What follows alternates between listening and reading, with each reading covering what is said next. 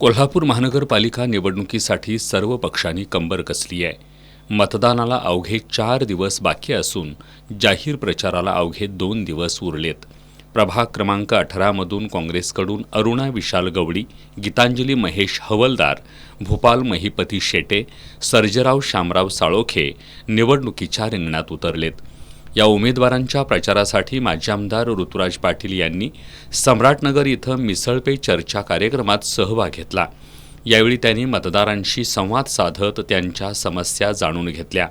यावेळी बोलताना माजी नगरसेवक सुरेश ढोणुक्षे यांनी आमदार सतेज पाटील यांच्यावर टीका करणाऱ्या भाजप नेत्यांनी जाहीरपणे विकास कामांची माहिती द्यावी असं आव्हान दिलं.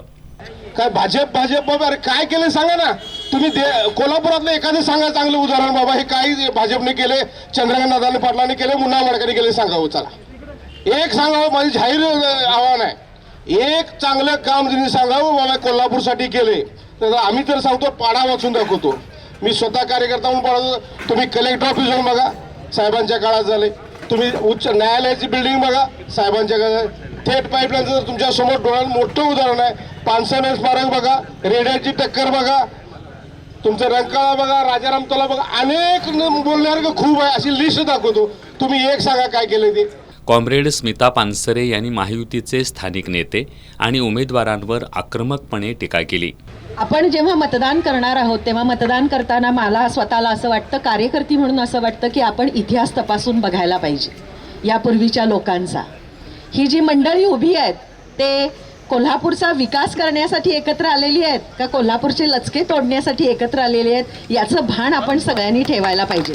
कारण या सगळ्या मंडळींना तपासून बघितलं तर असं लक्षात येतंय, हे खोके देणारे आणि खोके घेणारी मंडळी आहेत. या मंडळींना जर आपण निवडून दिलं आणि ते जर निवडून आले तर ते व्यवहार काय करतील, पुन्हा खोकं देण्याचा आणि घेण्याचाच व्यवहार करतील. ते विकासाची भाषा आत्ता जरी करत असले तरी प्रत्यक्षात करणार नाही. माजी उपमहापौर भूपाल शेट्टे यांनी भ्रष्टाचारी महायुतीला करवीरची जनता गाडल्याशिवाय गप्प बसणार नाही असा विश्वास व्यक्त केला. मी हत्ती आणून साहेबांचा शहरवासियांच्या तर्फे सत्कार केलेला आहे. करा ना तुम्ही, तुमच्यात दम असला तर. कशाला वल्गना करताय? काय केलं तुम्ही? फक्त भ्रष्टाचार केला. काही करायचं नाही, सत्ता मिळवायची. एकाकी लढालेल्या आहेत. BBC लंडनवर बंटी साहेबांची बातमी आलेल्या आहे. जगातल्या अमेरिका असू दे, इंग्लंड असू दे, सर्व देशातून या बंटी साहेबांवर प्रेम करणारे अनेक मेसेज आलेले आहेत की काही ऊर्जा आहे बंटी साहेबांची. एकटा नेता आणि ही सगळी भाजपची, शिंदेसेनाची ही भ्रष्टाचारी फौज. पण करवीर नगरी, छत्रपती शाहूराजाची नगरी यांना गाडल्याशिवाय राहणार नाही. माजी आमदार ऋतुराज पाटील यांनी विरोधकांकडे विकासाचे मुद्दे नसल्यानं आमदार सतेज पाटील यांच्या नावाचा जप करण्यात त्यांचा वेळ जातोय असा टोला लगावला.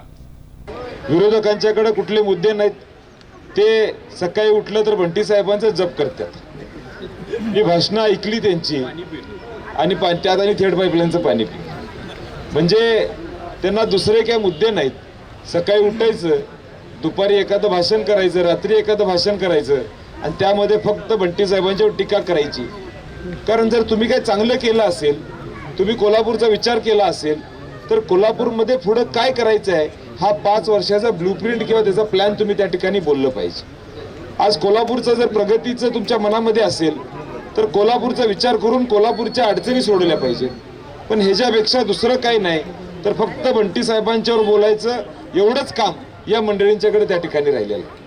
यावेळी राजू साबळे, समीर कुलकर्णी, स्वप्नील राजपूत, संदीप पाटील, प्रशांत डवरी यांच्यासह परिसरातील तरुण मंडळांचे पदाधिकारी, कार्यकर्ते आणि नागरिक उपस्थित होते.